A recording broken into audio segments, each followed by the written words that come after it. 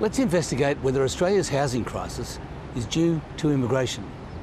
Over the past 4 decades, 6.4 million people migrated to Australia, an average of 160,000 a year.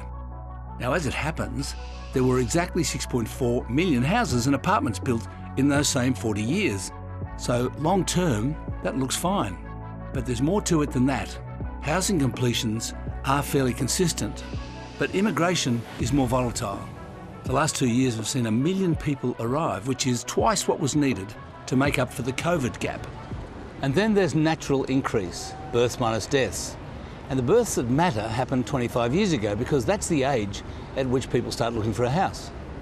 So here's my graph of the total number of people looking for a house each year back to 1983.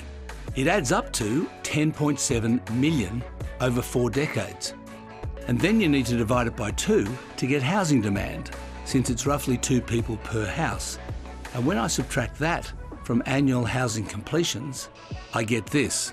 There are 2 periods of deficit, 2006 to 2014 and the past 2 years.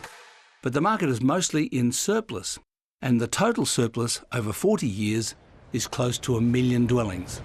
So there's obviously more to the housing problem than population growth, and cutting immigration alone won't solve it.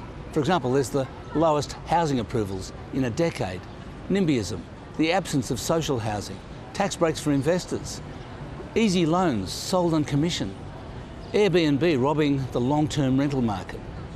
You've got to tackle them all.